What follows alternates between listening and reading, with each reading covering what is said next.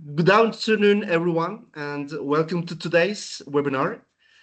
Today's session is especially meaningful for us as we have the honor of welcoming back a distinguished guest. We sincerely thank to our respected guest for kindly accepting our invitation once again and for sharing her valuable knowledge with us. As you know, these webinars are organized as part of the Jean Monnet project supported by European Commission and coordinated by Necmettin Erbakan University English Language Teaching Department. Just before we start, it's a pleasure to introduce our speaker, Mirjana Gacina Bilin, a teacher, an expert of mathematics and informatics from Split, Croatia, with over 20 years of experience in education. She is actively involved in digital transformation in schools, contributing to major initiatives like the eSchools project, and works extensively in teacher training, student mentoring, and programming education. She also serves as a consultant at her school and leads various innovative educational projects. Her excellence has been recognized 3 times by the Croatian Ministry of Science and Education, naming her among the top 500 educators in the country. Now, our respected speaker, Mirjana, will deliver an interactive online teaching session. Emphasizing hands-on experiences, the expert will assist our pre-service teachers in understanding various AI types, examining their impact on education, and incorporating ethical considerations. Mirjana, thank you so much for being here for us today, and the floor is yours. Thank you for your invitation, and thank you for your welcoming introduce. Good day, everyone, and welcome to this webinar. And it's nice to see my future colleagues in front of these cameras. So I hope the topic of today will be enough interesting for you, and maybe will be some kind of inspiring also to you. So before I start, just short few informations. I live in Split in Croatia, in this beautiful coastal city along the Adriatic Sea. I'm not sure if you heard about Split. It's like 1,700 years old town. And originally it's founded as the Greek colony of Spalatos in the 3rd century. Before Christ, of course, it became a significant in the residence of Roman empires, Diocletian. So Diocletian built his palace. So the Split is famous about Diocletian palace. My name is Mirjana Gacina Bilin. I'm a mathematics computer science teacher, and I work in a school for the last more than 25 years. I collaborate with the publishing house and lead workshop with the national eSchool projects. Now for the last 5 years, I had received also this. I've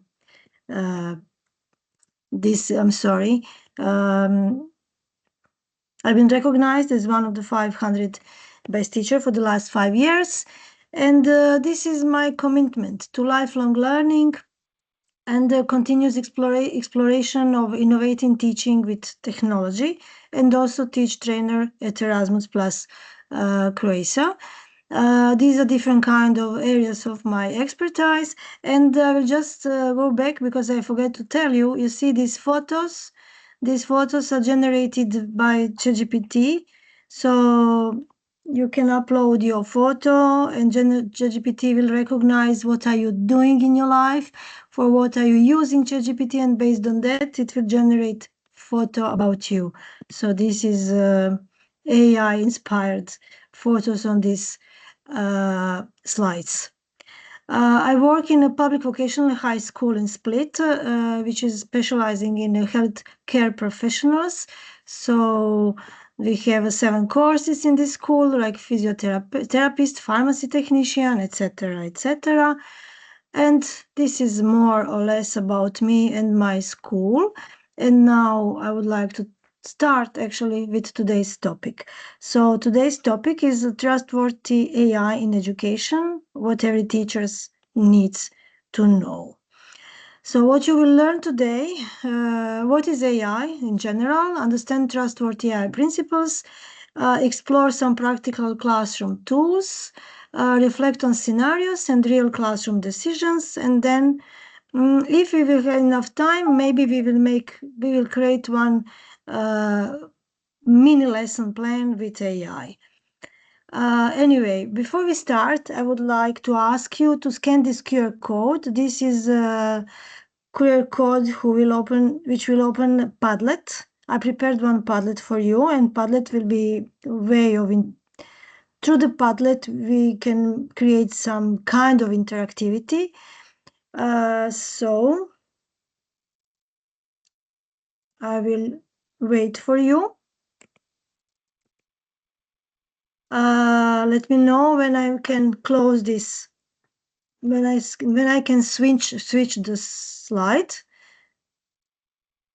Okay, Mirjana. Okay, so one small first task for you as a student is actually in this first column of the Padlet.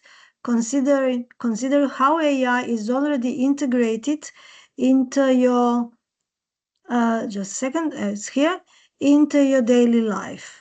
So in order to put an answer, if you never used Padlet before, it's just enough click on the plus button in the first column. This window will pop up, and then here on the subject put your name. It can be just name, doesn't have to be surname, just short name or nickname. And here you can put your answer. So the question is, consider how AI is already integrated into your daily life. Like put few examples of that, how you using AI in daily life. I will give you 1 minute. I think 1 minute will be quite enough. Mirjana, can you return to QR code page? Yeah. Yes. Okay. Okay. Our dear participants, you can scan the QR code on your mobile phone and please enter the Padlet to answer the question.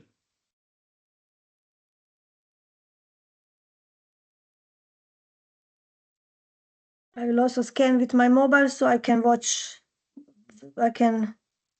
see the situation on a Padlet on a mobile.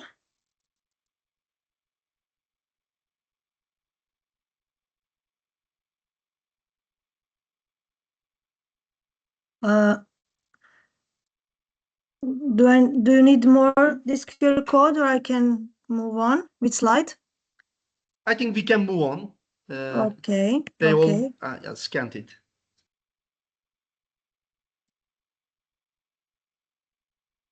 Just a second. Okay, I want to open Padlet just to explain a few things before we continue, okay? Can you see my Padlet board now? Yes. Okay. We can see. Okay, so, okay. Hussein, it's in our lives, but not integrated efficiently. Bravo. Then we have another post. We use AI bot for education and mostly everything else. It is fast to use. Diet programs, lesson planning, creating images. Okay. Anyway, until we are waiting for the answers, I just want to explain you in this first column survey, when we finish today's webinar, before you leave the classroom where you are right now, please fill this survey. So it will waiting for you in the first column. Then in the second column, no, has a question before the lesson. Write down what you already know about the current topic here. So it should be maybe connected with teaching, with something with your future job. So what you already know about AI when you are thinking about connection between AI and teaching practice. And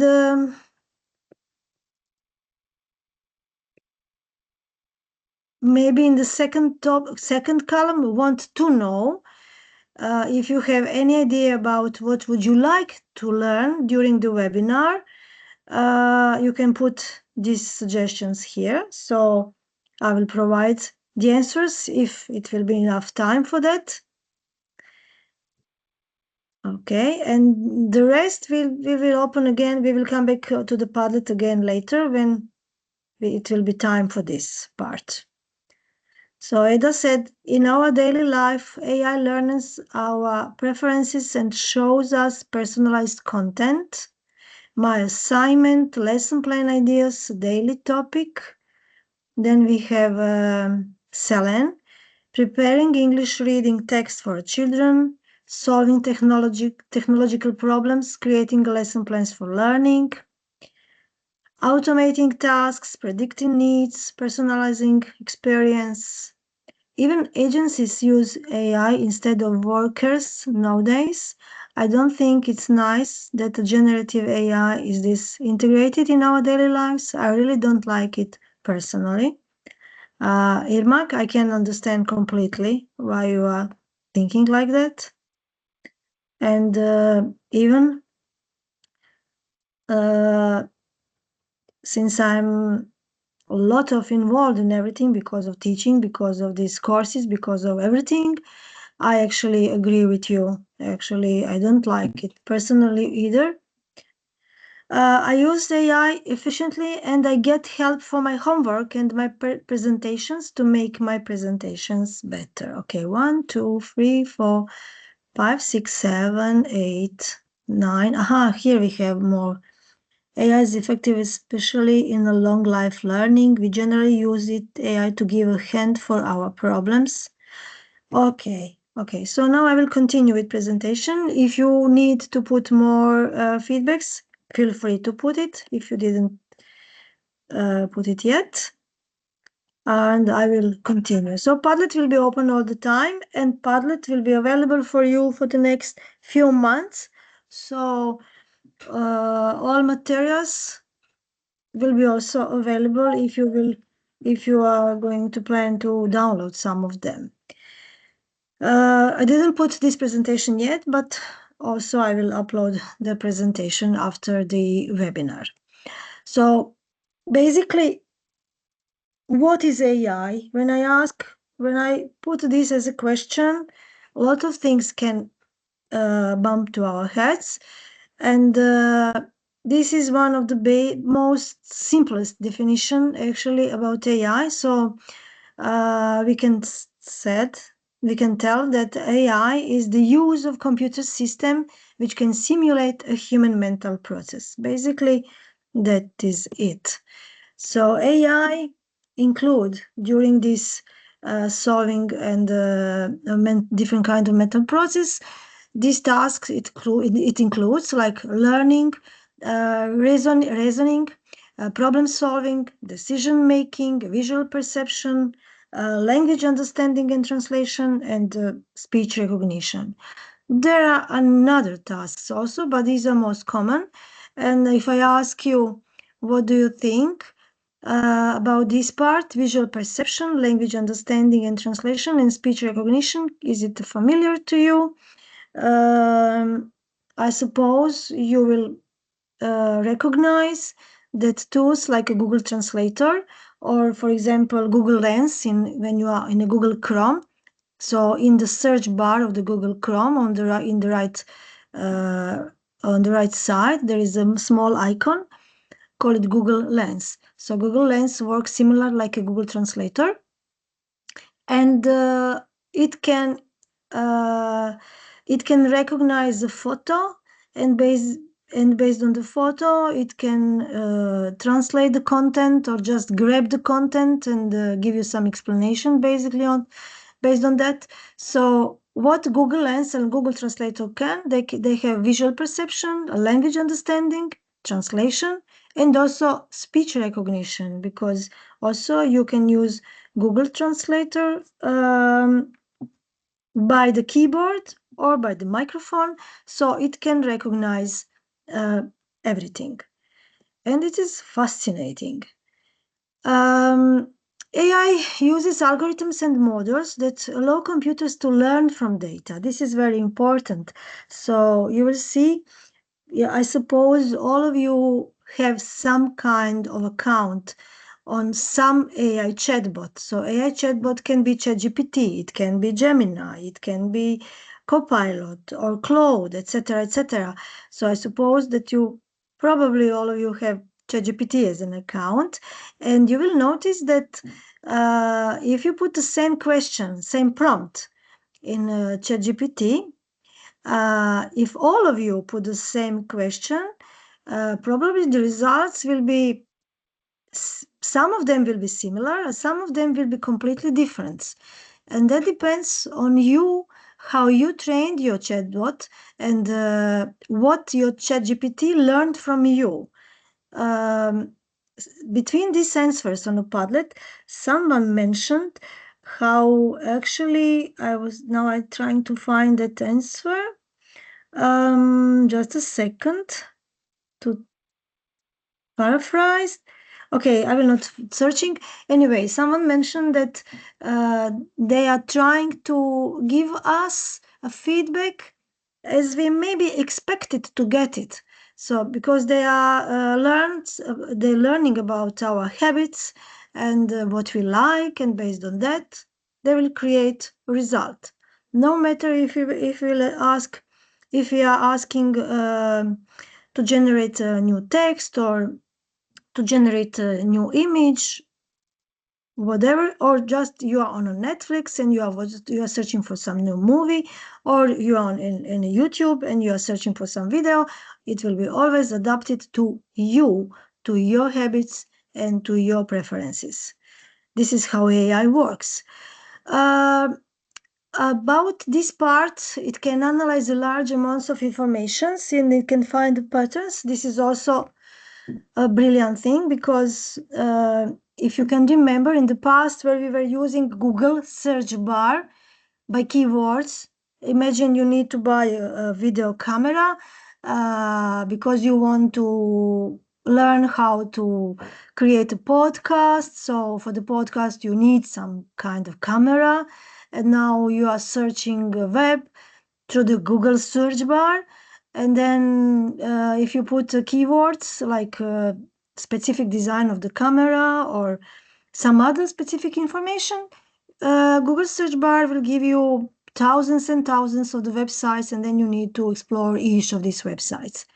But when we are talking about AI, even in the Google search bar, you will find this button AI because Gemini is implemented inside of the Google Chrome and every other Google tools.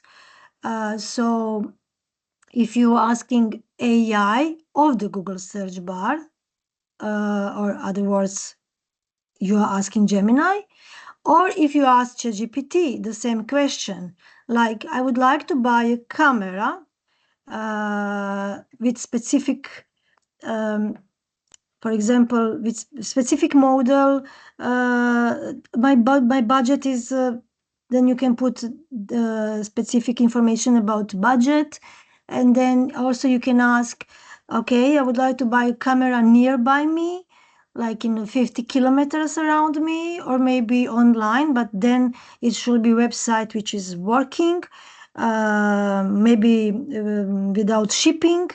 And then ChatGPT or Gemini will give you 5, 6, 10 results, brilliant results. So actually it will analyze a large amounts of information. It will find the patterns and you will get in a second feedback instead searching through the Google search bar. Yeah. So it can save our time. Also, AI use this information to improve itself, and their performance, or also they can make decisions based on my prompt, based on what they found. They will make some decisions and give you that as feedback. Okay, so here are some examples. Usually I ask my participants to give me some examples of AI, since now we are in a webinar and it's not so easy to communicate with you. I will open my slide. So here are some usual examples of AI in daily life. I mentioned chatbots. Can you just give me a feedback? Can you hear me, see me, and am I too fast? No? Mirjana, yes, we can hear you very well. You are not Oh. fast, and yeah, you can go on like that. Okay, thank you very much. Thank you. So I mentioned chatbots. Then we have smart assistants, different kind of e-payments, search algorithms, media streaming. Then there are smart cars here also, navigation apps, facial recognition, different kind of text editors, social media feeds. So in the next slides, I will just tell you a few short informations about each of them. So chatbots can be, of course, there is AI chatbot like ChatGPT, but also there are different kind of customer service chatbots or educational chatbots, which are filled with informations and then specific informations. Later, I will show you one application, Magic School. Inside of the Magic School, it's possible to create a class and create own chatbot, filled it with informations, and then you can invite students to this class, and your students can use your chatbot as their mentor or as their tutor. So you will see a little bit later about that part. Then healthcare chatbots who are providing health informations or tracking patient health conditions, and financial chatbots also. Another example was about smart assistants. I believe all of you heard, or maybe you are using some of these, like Siri, Alexa, Bixby, or Google Assistants, and you know very well how you can use these assistants. The next one is about e-payments. So they can personalize the user experience. For example, for offering more relevant and personalized offers to customers. And also they can accelerate the payment process and improve payment security, which is very important. Search algorithms, so they can predict which results will be the best fit to you, will be relevant to you, and also it can understand the natural language of a user's query and then find the results that best match that query. Media streaming like Netflix or YouTube or Disney Channel.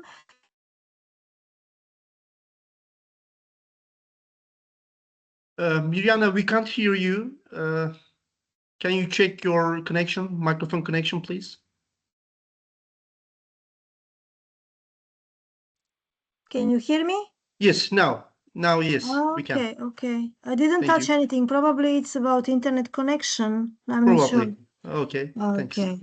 Okay. Anyway, AI in the media streaming. So I believe all of you notice that when you are watching on a Netflix, then that Netflix will recommend the content to you based on your viewing history or your habits.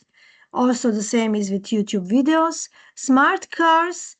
I have to give you one example. For example, my car, when I want to park my car, until I'm parking, I can hear the sound like beep, beep, beep, beep, beep, beep, beep.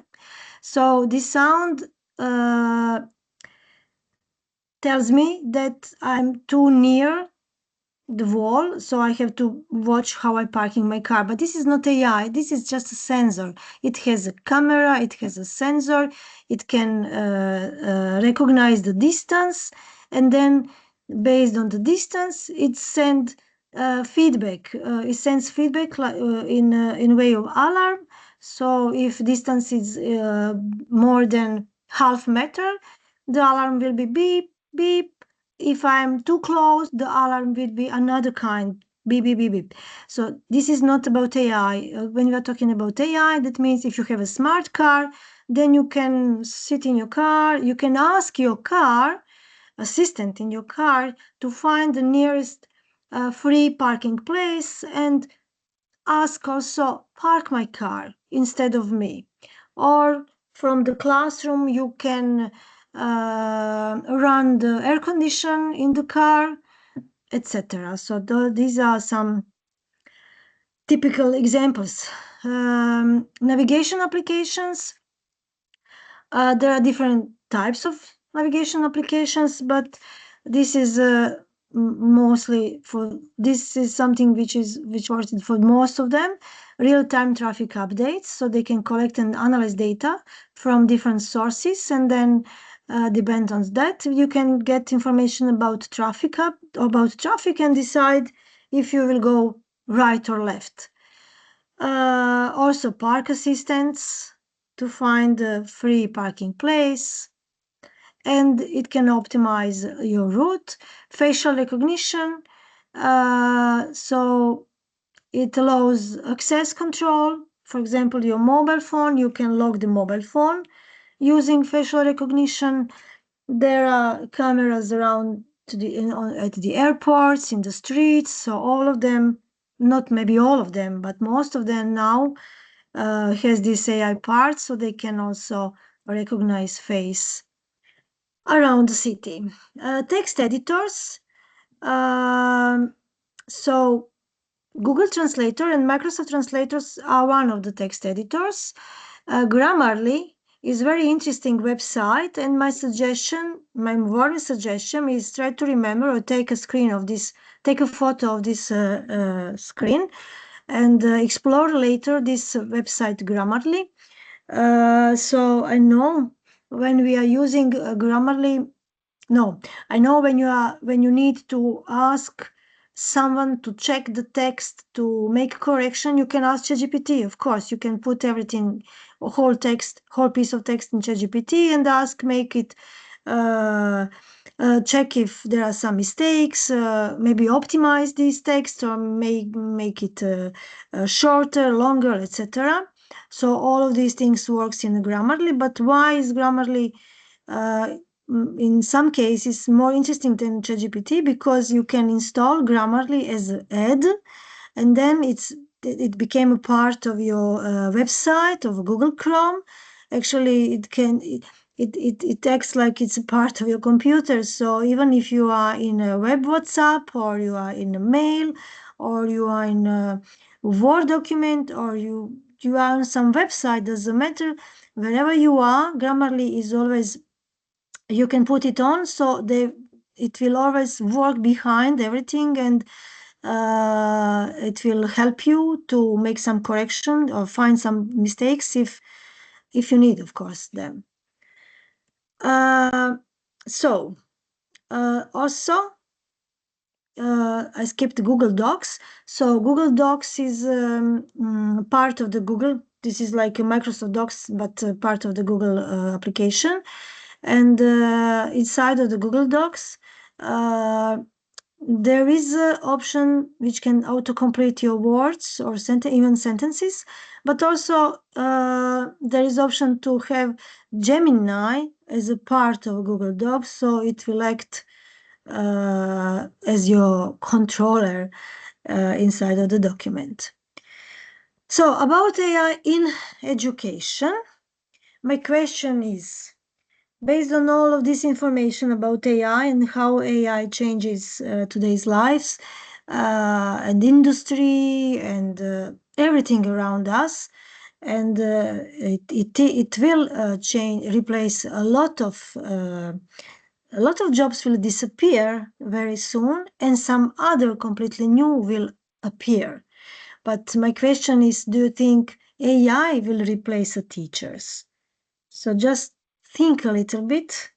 Maybe if you can open a Padlet here, where is a question want to know. So this is a first, second, third column, want to know. If it's okay with you, you can send me an answer here. What do you think? AI will replace teachers? So the answer can be very short, yes or no. And maybe if you put yes or if you put no, you can comment Why do you think so? So I will repeat the question. The question is, do you think AI will replace the teachers in the future, as it will replace some other jobs for sure? So please take your mobiles in a third column where is orange post, want to know, put your answer. I will give you 1 minute.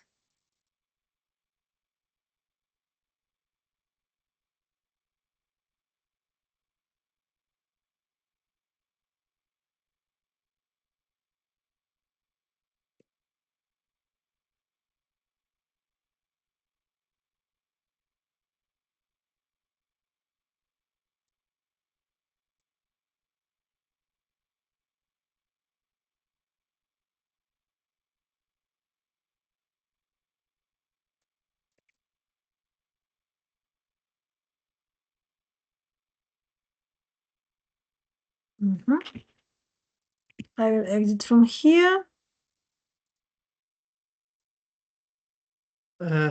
Mirjana, Yes. our students say that in the third column there is no question. No. Question Can is you check it? okay. Question Okay. was question was here. Do you think AI will replace the teachers? Okay. Based on They will share this your question. thought. Okay. I will add here that question.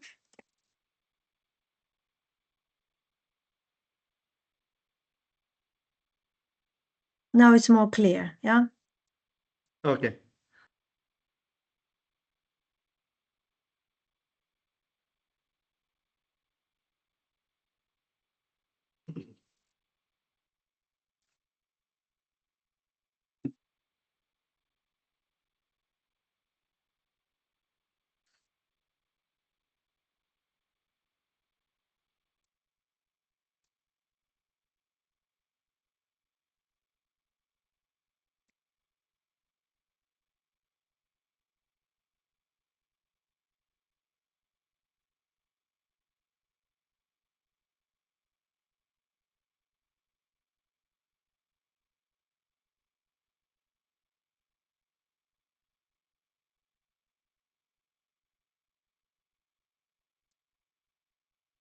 Okay. The rest you can leave your answer here. Okay. Something happened.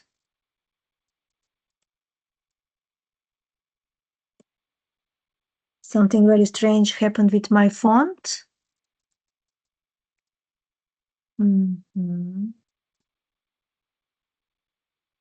Okay.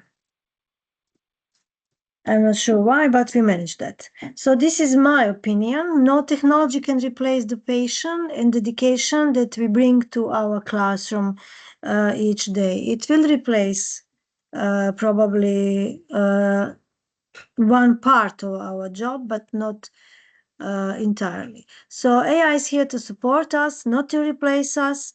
AI can help us to streamline our workload and make our life easier. So these tools, which I will show you a little bit later, actually can help you to focus on what really matters, teaching and inspiring your future students once when you will become a teachers.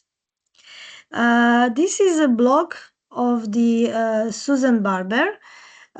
She is an Atlanta public school teacher, and she has a blog. She exploring a lot of about AI and how AI implement in schools. So she said, "Video killed the radio star." I'm not sure if you heard about this song, but it was the first MTV's music video ever. And when this was launched in 1981, it's sending the DJs into panic mode. Like, okay, now we have a video, so probably radio will disappear.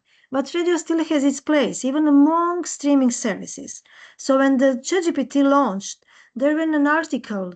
As soon as they launched ChatGPT 2020, the death of high school English article. Like, what now? We have ChatGPT. ChatGPT can do everything instead of us. But she said, I had no doubt teachers will adjust and move forward. And her initial thoughts, and I have to agree with her, were less centered on catching students using it, but rather on figuring out how to incorporate ChatGPT into teaching and learning. Because we have to admit to ourselves, everyone using ChatGPT, even those students who are now in 5th or 6th grade, so they have like 11, 12 years, they are 11, 12 years old, and still they are using it. So it's very important to teach them, okay, you can use it, but you have to know how to use it in an appropriate way.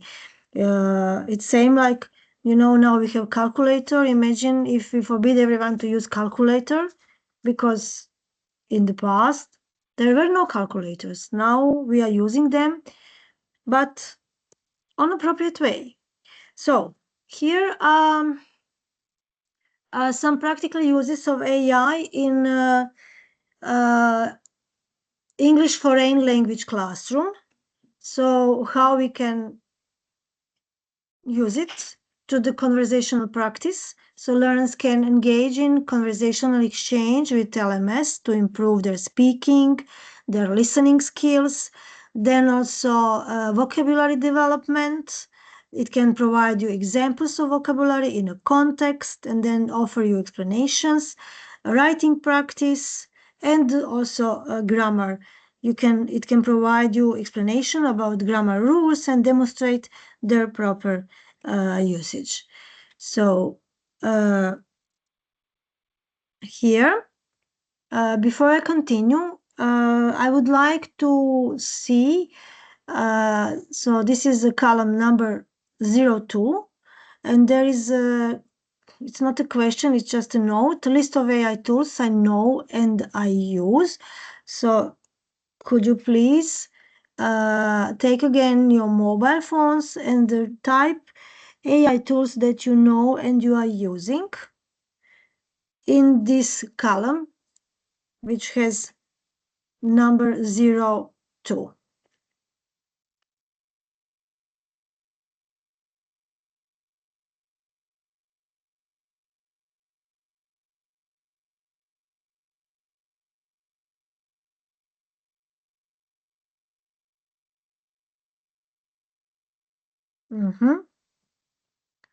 Thank you, Edda. Gemini, ChatGPT, Canva, Suno, Google Assistant, Bilin, ChatGPT, Gemini, Claude. Someone is familiar with Grammarly.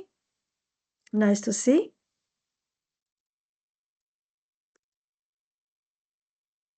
Okay. So until you are sending your messages, I will continue. So if you are typing, feel free to type to the end. So what is trustworthy AI? Actually, what does it mean? It means transparent, that is AI private, inclusive, and fair. So how to actually get all of these things? There are 4 pillars of trustworthy AI. First principle is transparency. And the question is, do I know how the AI works? Then privacy, does it protect students' data? Can all students access it fairly? Does everyone, imagine now we will, for example, hypothetically, we will allow everyone using AI in the classroom. But does everyone has a mobile? Does everyone has access to Wi-Fi 24/7? Does everyone using free accounts of GPT or someone paying? So can all students access it fairly? It's a question. And does it treat learners equally? Also, this fairness can be a big issue. So about transparency and about do I know how the AI works? So transparency means that we should understand how AI make decisions. If AI gives a grade, we should know why. If we don't understand it, we may not trust it. So if you are, when you For example, when you ask something ChatGPT and you get the feedback from ChatGPT, if you are thinking like if this is true or not, you can always ask the next question, like, why did you give me this answer? Or can you explain me more? Or where did you get this answer? I will tell you a short story about one specific example. So when I started with these courses, it was 3 years ago, maybe 4, I forget. Anyway, one of the first courses about ChatGPT and how does it work. It was about prompting and how to create a nice prompt and useful prompt. And I asked ChatGPT this question. Katie's mother has 5 daughters. Lala, Lele, Lily, Lolo. What is the name of the last one? So I will repeat the question. Katie's mother has 5 daughters. Lala, Lele, Lily, Lolo. And the answer, the first answer from the ChatGPT was Lulu, because A, E, I, O, U. Lala, Lele, Lily, Lolo, Lulu. And then my answer to ChatGPT was, it's not correct. You made mistake.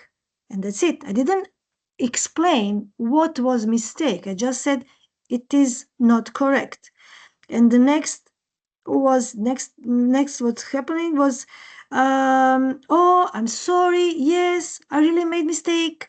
You know, the correct answer is Katie's, because Katie's mother has 5 daughters, so Katie's is one of them. And so when you ask something to GPT, and if it make mistake, if you're not sure if it's wrong or not, you can push with this kind of the questions, push it, and then at the end, you can hope maybe at the end you will get the correct answer. So you have to know and you have to remember, our chatbots, our AI chatbots, like to hallucinate a lot. So you will always get the answer, always, no matter what do you ask. Even if you ask, give me a recipe for pizza, but content that I have is this piece of mobile and this pen and flour, and then it will create a recipe for that, even if it doesn't have any sense. So because it always trying to give you an answer. But no matter if it has any sense or not.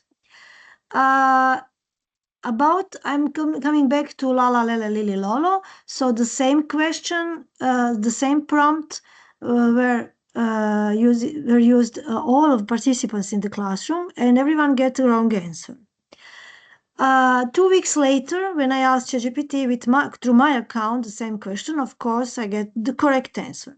2 weeks later, when my participants ask the same question from their accounts, they also get the correct answer. That means somehow through the clouds, no matter if I am using my ChatGPT account and you are using your ChatGPT account, everything is connected. And actually imagine ChatGPT as an octopus. So there is like one head and one brain and a lot of hands, and each account is one hand, but actually everything is connected. And if I'm training about something, probably your ChatGPT through your account will also learn the same stuff. Privacy. Does it protect student data? Privacy means keeping student information safe. And AI collects data like names or test results, so we must make sure it's not shared without permissions. So actually, once when you upload your private document, no matter what kind of the private document, when you upload it to the ChatGPT cloud, it's not private anymore. Because if I upload my document right now about, I don't know, about some materials which I'm teaching in my school, something very specific, and if tomorrow you from your town ask your ChatGPT asking informations, and my document probably can cover the answer of can give you an answer on your question, then your ChatGPT will find a way how to get informations from my documents. So you have to be very careful, no matter what you are uploading. Once when you upload, it's like flow away. Inclusivity. Can all students access it fairly? So inclusivity means every student should be able to use the AI, no matter their background, their ability, or internet access. And it's not easy to get this in today's world. Fairness, does it treat learners equally? So AI should treat all students the same. It should not be unfair based or gender or race or background, but still it's happening. They're trying to train ChatGPT or Gemini or all of these chatbots. They receive the trains about this, and they are filled with informations. So in order to teach them how to not to be based on gender, race, or background, but still it can happen. So what problems can AI pose? Lack of personalization. So AI tools are constantly evolving. They lack the human emotions that are sometimes necessary for effective teaching and learning. Bias can occur in AI systems because of the data which are used to train them. So AI algorithms may reflect social biases and different kinds of stereotypes. About depends on technology, I will just ask you one simple question. Can you imagine to be without your smartphones for the next 48 hours? I believe no.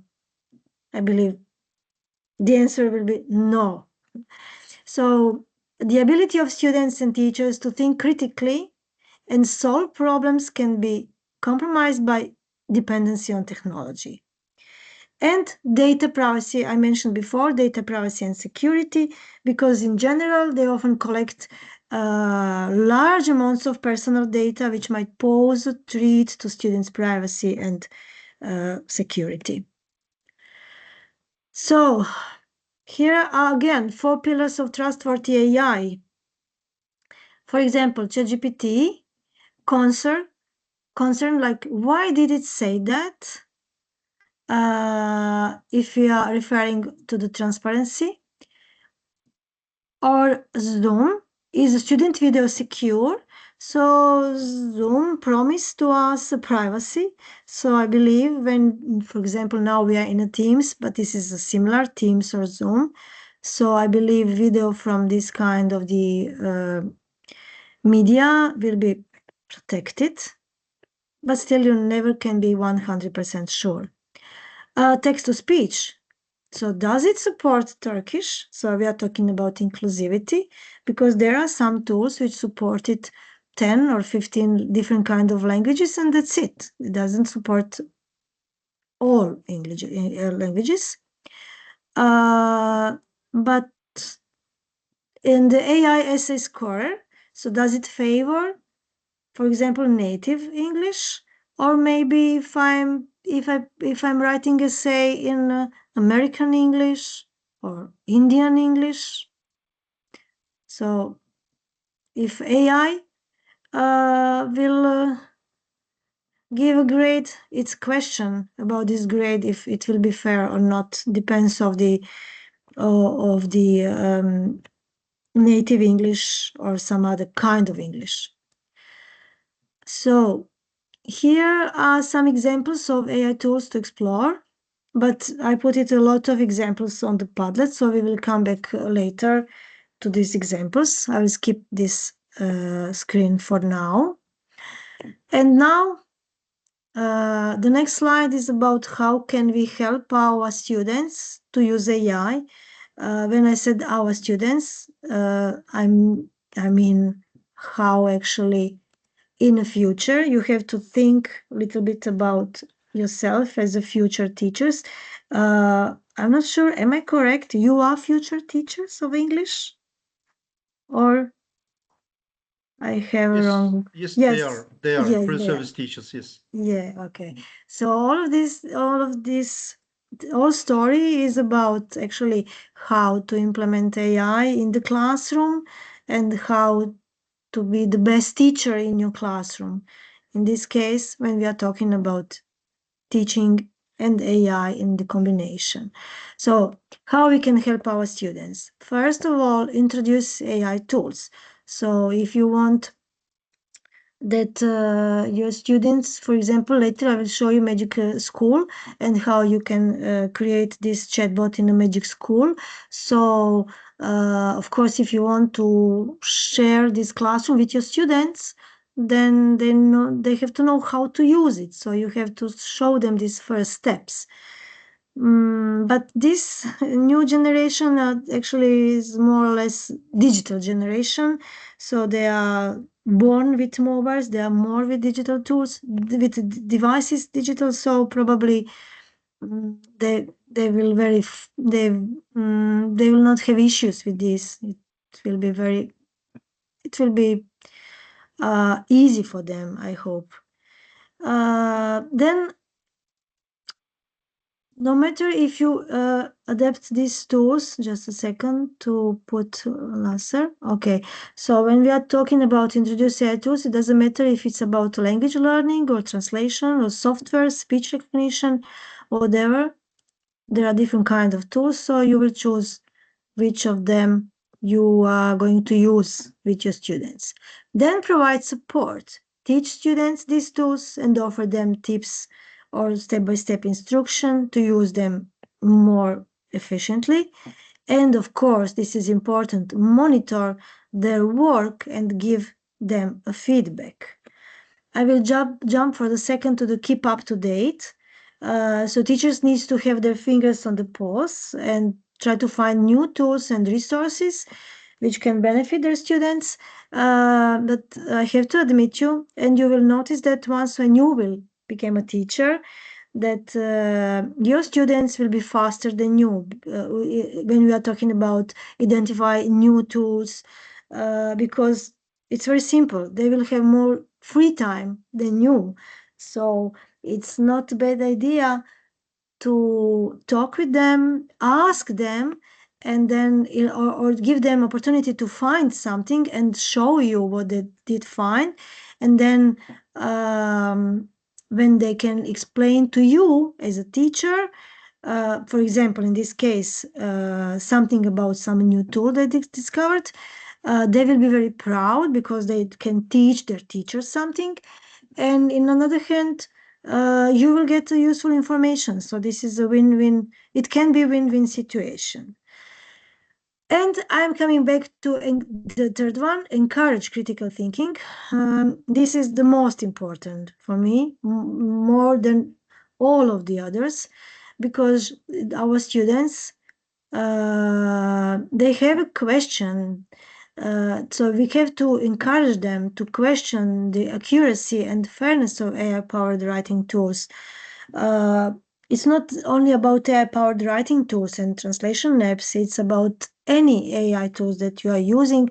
Always check twice, check more than twice results before you publish the final results to somewhere else or somewhere else.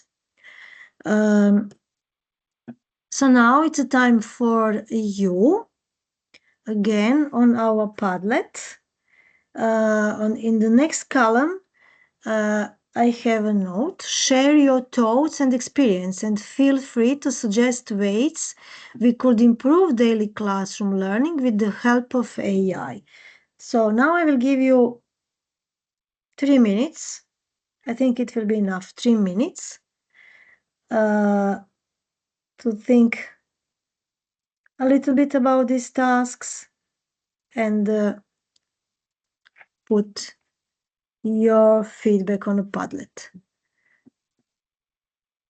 So share your thoughts or your experience about AI, about how we can improve daily classroom learning. You can put of course, your experience from the viewpoint of the students now, and maybe if you can imagine as a teacher, okay, but it's easier for you now. You are a student in a student role, and in front of you is a teacher, and you are sitting in the classroom, and now suggest ways that we could improve daily classroom learning with the help of AI.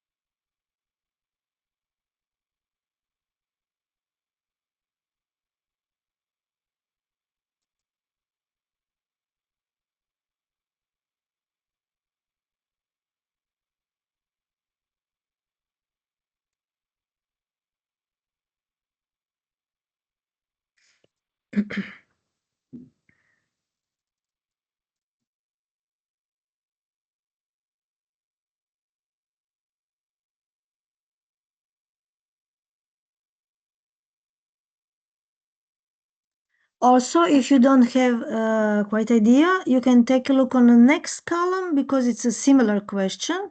As a future teachers, you will be the guide. Your action, your choice, this will shape how your students think about technology. So take a moment to think before answering at least one of the following questions. How can AI model ethical AI use for students? What classroom discussion could help students be critical? What is one of AI tool you would like to try in your future classroom, etc. So answer in the third column. If you don't have an idea how to start and what to put as an answer, take a look in the next column.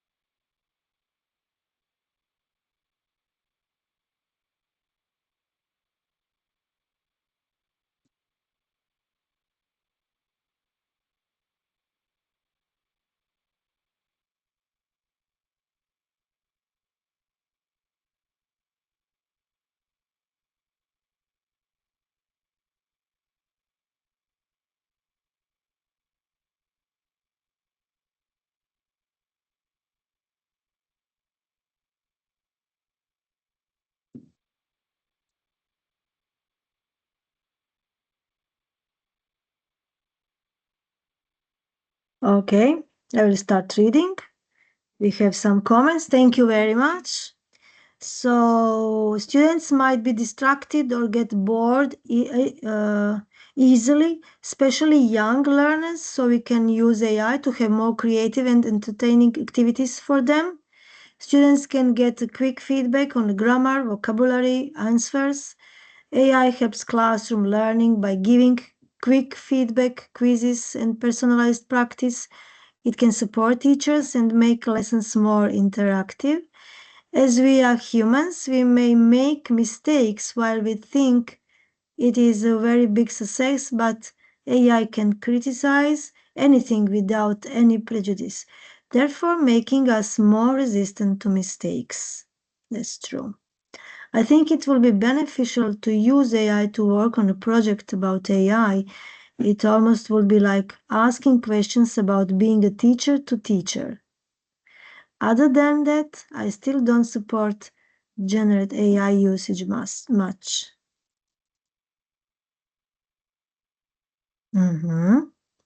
We can use AI for more attractive activities or teaching methods so the students can focus better on the lesson. AI can make lessons more engaging and personalized. It helps students stay focused and give quick feedback, but it should be used in a balance, of course, always in a balance with real teacher interaction. Yeah, creating visual games, creating tests. When we do not know how to teach a specific subject to assess, we can ask AI. We can make AI summarize essay about teaching, so we can improve our class. Yes. Bravo. I'm very proud of you. So the answers are very, very good. Mirjana, Yes. just a kind reminder, we have 30 minutes. Yes, I'm going to continue. Okay, thank you very much. We have half an hour more, yeah? Yes. Yes. Thank you. So conclusion about this part, AI can serve as a bridge between educators and students, providing tools for all of these things, for personalized guidance, for mentorship, and for better communication. And now, here is the next part about AI chatbot. I will skip this part about chatbots because I recognize through your answers that all of you are using some kind of chatbot. Here you can see a list of different kind of chatbots, and I'm always using 2 or 3 of them, like usually ChatGPT, Claude, and Gemini. These are for me the best choice. Why all of them? Because I have free accounts. So when you spend premium features in ChatGPT, you have to switch. It will switch to free accounts. So I just then switch to Gemini. So I'm jumping between them. Depends what I'm doing right in that moment. Here on this slide, I mentioned this before about conversation with the Google search. It was keyword focus with multiple results and without conversation flow. Main difference between that and conversation with AI chatbot is that here we have conversational tone. We need to put a context and the clarity, be very clear. Response will be single and conversation flow. So you can speak, you can chat with your chatbot as you speak with a real person. So talk to the AI as you would to a person when you need to formulate a prompt. Set stage and provide the context. For example, if I need assessment for my students, if I put a question like prompt like create me assessment, it will create something. But if I put you are a mathematics expert, so I will put AI, I will give AI a role. You are as a mathematics expert, and you are teaching in a vocational school in Split. So create me assessment for 15 years old students about, and then put a topic. So the stage is actually 15 years old students. So because it's not the same if I ask it to create assessment for them or maybe for the 5 years old students or 12 years old students. So the result will be completely different. Tell the AI to assume an identity or profession. So give the role to the AI. Keep AI chatbot on track, because when you get the feedback from the chatbot, maybe it will be too wide, so you will get it back on a track. Yeah, and because you are the person who is driving, and you are the person who will tell your chatbot exactly what do you need. And don't be afraid to play and experiment, because if you don't get correct feedback immediately, you will ask and you will repeat the question, you will change the prompt a little bit, and then you will get the result. So use AI responsibly every time. That means that you have to evaluate the initial output and check is verify the facts. So check if everything is correct, if there are some hallucinations or bias. Then edit your prompt and ask follow-up questions to have the AI improve its output. at the end revise the result to reflect your unique needs, style, or tone. And then AI output is a great starting point, but it doesn't have to be the final product. And this last is very important. You are the only one who is responsible for everything that you create with AI. So if you ask something AI to create for you, and then you copy that content and paste and send to your professor, to your teacher, without checking, without verifying, without editing, without putting your personal touch inside, it's your mistake. And don't worry, your teacher will recognize immediately that this is not your work. So you can ask AI to help you about something, so you don't have to struggle from the scratch, and then you have to develop at the end your own idea. You have to finalize that kind of document on your own. Like it's not okay if everything is created only by AI. And this sentence, always be transparent about if and how you use the AI. Here are some tone and style modification that you can put inside of your prompt. Like you can ask, be more creative, make it shorter, or make it more formal, or simplify this content for younger students, etc., etc. And then make it more professional, or more friendly, or more descriptive. So these are things. These are sentences that you can add on your prompt when you need to make it better or change the result if you are not satisfied with what you get before. This is one example. We don't have time now to put this prompt inside. I just want to explain you. You will have these presentations later on the Padlet, so maybe you can try experiment a little bit with these prompts. This one is about Pareto principle. So it's like 80-20 rule that states 80% of the effects come from 20% of the causes. In this case, prompt is, I want to learn about history of my town. What's the most important 20% of information that will give me a solid understanding of the remaining 80%? So this can give you fast intro in some topic. Then another prompt, I'm learning about history of my town. Can you turn the key lessons into stories or metaphors to make it easier to remember? This can be also very useful, especially for the students.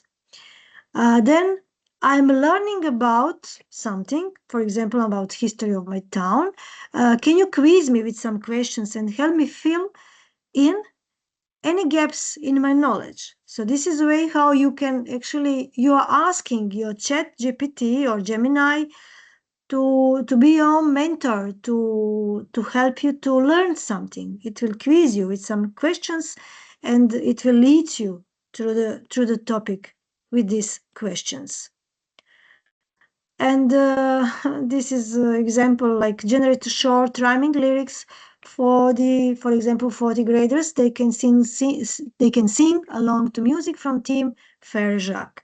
So actually, the idea is once in the future, when you will be teachers in the classroom, you can ask AI chatbot to generate short rhyming lyrics for the younger students about some specific topic that you're teaching them. So the content of the lyric should be a specific topic, and then your students, if all of them know how to sing this theme, in this case Ferjak, they can sing a song, but with this new content. And this is the way how they can actually very fast they can learn the content singing a song. So new text and the old familiar song. Or this example, an English as a foreign language teacher needs help preparing an assessment on irregular verbs for 8th grade students.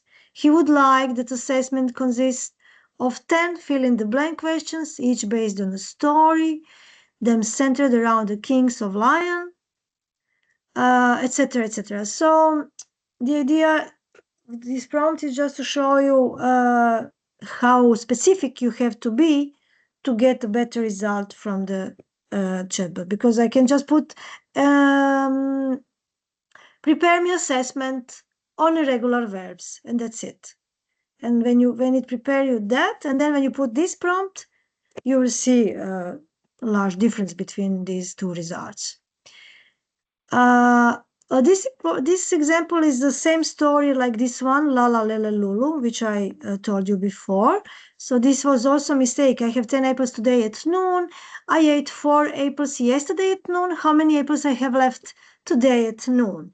And in begin, ChatGPT made mistakes. Like if I have 10 apples today and I ate 4 apples yesterday, it doesn't matter. I still have these 10 apples, but ChatGPT was counting like 10 minus 4, and the answer was 6. And of course, again, I didn't put an answer to ChatGPT. I just pushed it to think and to find correct answer. So this is a final thought about ChatGPT, about chatbots in general. Always think critically. Always think about the results and check the results. Okay, now I will skip this part because I'm repeating myself here. This is for the workshop more than for the lecture, but you will have all of these slides and you can watch them on the Padlet. Because I now want to, in this last 15 minutes, I want to show you something else. Give me a second. Okay. So I'm not sure if you are familiar. List of AI tools. Let's see. Khan and GPT. Okay, I was searching for the notebook LM and I cannot find it here. So I suppose you are not using them. So I will show you. You don't have to do nothing now. Just watch my screen. Notebook LM is. Can you see my screen? Yes, I believe you can. Yes, Mirjana, we can see it. Thank you. Thank you very much. So Notebook LM is one brilliant tool. It's a part of Google Apps. So if you are, for example, just a second. For example, here you see these dots for to get the Google Apps. If you are here is a Gemini as a part of the AI, as a part of the Google Apps. And if you scroll down, you will see also Notebook LM. This is that application. Another way how to find it is just in a Google search bar type this Notebook LM name of the application, and this will appear. So the next step is just click on try Notebook LM, and of course you need Gmail account for that. And when you open this, you will see this kind of screen. This is a home page. I have my notebooks, so these are already created notebooks, and then some featured notebooks and shared with me. Shared with me are notebooks which someone has shared with me, and featured are public available notebooks. So you can, when you finish notebook, you can actually keep it for yourself. You can share with your students, or you can share public with everyone. So now I will actually show you example of when I am inside. So when you want to create a notebook, actually, when you want to create new notebook, you need to choose this create new button or this one, and then it will ask you this, upload the sources. So why I like a notebook a lot? Because when you are using ChatGPT to generate some content, actually you cannot be sure that ChatGPT will generate content only based on your document. Even if you upload your document and if you put as a part of the prompt, focus only on my content and create me presentation or assessment or summarize or whatever. So Notebook LM works only with documents that you upload as a sources.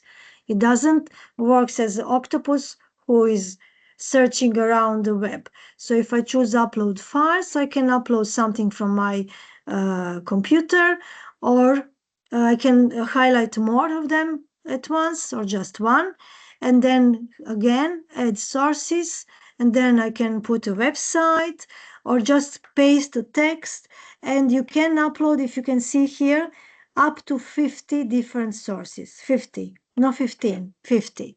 Okay, so now I will open one ready-made notebook, which I prepared for you just to show you what you can do inside.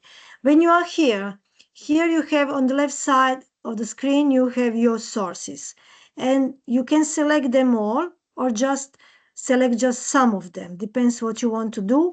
So as soon as I uploaded, it created some kind of the summarize.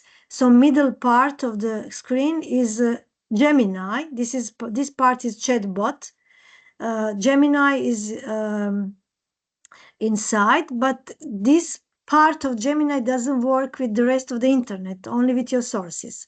So here, when it do this summarize, then you can continue chatting with Gemini, with this chatbot, based on the content that you have it here. Okay, and don't forget when you are chatting, if you will like some results, you have to save to note, because this history of conversation will disappear. Maybe not today, maybe not tomorrow, but after a while, this main part of the center part of the screen, content will disappear if you didn't save it. So when you click on save to note, it will appear here, and you have it here forever until you delete it. Actually, you can of course delete this note.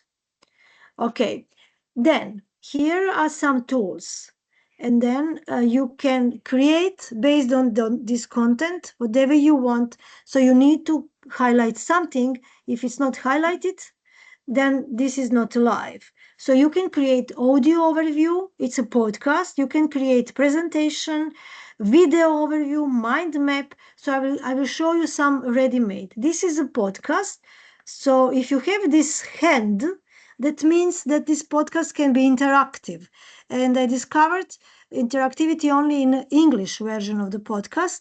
So I think when I'm using in Croatian, or maybe you in your native language, this interactivity will not be possible. But never mind, still we have this podcast. So now when I start, you will just give me a feedback if you can hear.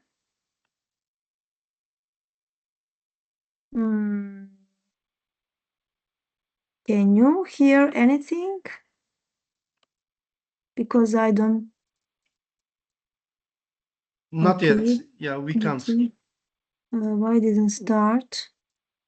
Please start.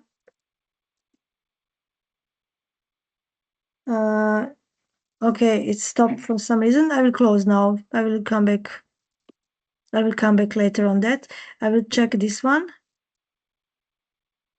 Welcome to The Debate. Can you Today, we're asking Yes, a we question can. that is, frankly, terrifying the creative industry right now. Oh, absolutely. It's totally challenging our fundamental understanding of expression. Right. The question is, can artificial intelligence truly replace human roles in creative tasks? Okay, I will stop. You get the point. So I just highlighted some sources, and I clicked on this audio overview. And then here I choose you can choose between deep dive, brief, critic, or even debate. And then you can choose output language. So here you can change the language to your native language if you want to get a podcast in your native language. And also, if you want to be more specific, here is a place for your prompt. So you can describe specific things that you would like to get from this podcast, and then just press generate and you will get something. So this podcast, this debate is not interactive, but this one is interactive. I will see if it will start. Imagine you're just staring at this dense, like a 100-page white paper Can on you neural hear? networks. Oh, yeah. The kind that just puts you right to Yes. sleep. Exactly. Okay, can so hear. if I Read it press on twice, this and you hand, understand. interactive, it became interactive and I can be the third part. So now, play, join. Oh, hey, welcome. What's up? Hello, may I talk to you?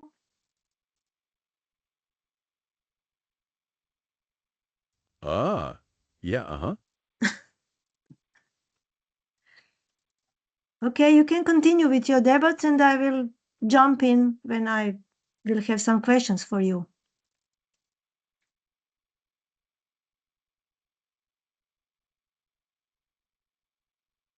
Oh, go for it.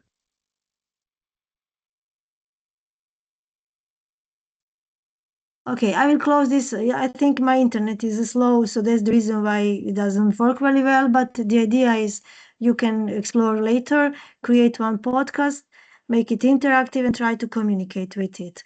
This is a ready-made generated. I generated. Notebook generated this poster for me based on my sources, and it looks very well. Then what else we have here? We have this. This is a video lecture. Hey everyone, welcome to this interactive explainer. I am absolutely pumped to have you all here today. Literally just code, but it's a very special kind of code that actually mirrors our own thought processes. It looks at the world, takes in information, and attempts to learn. Okay, etc. I hope you get the point about video. This is video overview, so I generated it with that tool. This is presentation. So, and what I can do with this presentation, I can download it. A video lecture, you can download as MP4 file. Presentation, you can download as PowerPoint presentation or as a PDF presentation. But when you download this as a PowerPoint presentation, it will be, each slide will be image, not text boxes. But it's not a big issue because you can then upload this PowerPoint presentation to Canva, and using magic layers, you can edit each slide if you need to edit something. So this design is because I asked to create design for the younger students. Of course, it can be more professional, more elegant, more whatever you imagine or you asking to get. So for now, do you have any questions for me? This is a mind map. So it generates mind map also based on your content. And what is great, for example, if I would like to know more about creative tools, this is a link to the parts. Now it opens Gemini in the middle, and it prepared the prompt, discuss what these sources say about creative tools in the larger context of the world of AI. And now I can continue communicate with a chatbot about that specific context. And then if you can see these small numbers, 16 or 14, these are actually references. So if I click on it, it will show me from the sources specific, exactly source and specific part of that source on what it refers actually. What else? We have here different kind of report, AI quiz, which is also generated. It can generate flashcards. So this is, for example, it shows me if it's correct or not. I asked to prepare explanation on each question. So here, when I click on explain, it prepares me explanation based on this question, etc., etc. So please now, I will stop talking. Notebook LM is very simple for using. Each time when you see these arrows, that means you can edit. So if you choose, if you click on arrow, that means that there is a text box for the prompt. So you can edit a prompt. You can edit a final product using your own prompt. Also, if you just type here in the middle, create me presentation about, then describe what, it will grab this tool, slide deck, and then it will create presentation for you. I think we have only 5 minutes left, so I will bring it to the end. So this is my last slide. Thank you all for listening. And now the last task for you is going to be the Padlet again. So please take your mobiles and you will open last and the first column. In the last column is after the lesson, write down the new facts or understanding you've gained. And I'm very curious about your feedback on Notebook LM. Did you like it? Did you understand how this works? And would you like to try it in the future? And in the first column is my survey. So please take few minutes for filling this survey. So that's all, folks. That's all from me. If you have any questions, feel free to ask in a live or on a Padlet, whatever you prefer. Okay, thank you so much, Mirjana, for that informative presentation. And if the participants have any questions, you can ask Mirjana. Şevval Hocam, if our participants have questions, they can ask. Them, and they've stated that they don't have any questions, but thank you so much for this, illuminating presentation. I think we really enjoyed it, and we would like to thank you. Thank you. Thank you Okay. very much. It was pleasure. It was really pleasure. Thank you very much. Thank you very much, Mirjana, for that enlightening presentation. As we come to the end of today's webinar, I'd like to highlight one key takeaway. In every aspect of our lives, especially in education, it is essential to use the power of technology and particularly artificial intelligence tools in a positive and ethical way. When used responsibly, as you said, these tools can significantly ease our workload, especially in today's fast-paced professional life. As you said, Mirjana, for example, teachers can use tools like Notebook LM, Gamma is important tool to quickly create effective presentations, Magic School to summarize texts according to student levels or generate different types of questions, and also Canva to design engaging visuals, videos and magic animations that make lessons more enjoyable. So if you want to be a magic teacher in your classes, you should use these artificial intelligence tools, and you should use these magic studios in these AI tools. And these tools not only make teachers' work easier and more enjoyable, but also help students learn in a more engaging and stress-free environment. That's why learning practical AI tools and using them responsibly is not only important today, but essential and vital for the future. Today's webinar moved beyond theory and showed how AI can be applied in real educational settings. I believe this has been a valuable session, Mirjana, for us, for both pre-service teachers and also for us educators. Thank you very much again and again, and to you and to our all participants. And I hope to see you again soon.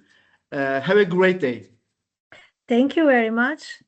Thank you all for your patience, for your feedbacks that you provided me on my Padlet. And just one information I forgot to mention, on a Padlet, there are 3 columns with links. So you will find all of these links to the Notebook LM, to the different kind of tools that you can use, so you can explore them. I believe you will manage that. Okay, thank you very so much. much. Thank you so much. And also, if you upload the presentation to the system, as you said, Yes, I will the upload, participants, yes, we will be able to download it later for the professional and academic life. Yes. Okay, thank you so much again. It was my pleasure. Okay. Have a great day. Thank you. Bye bye. Bye bye.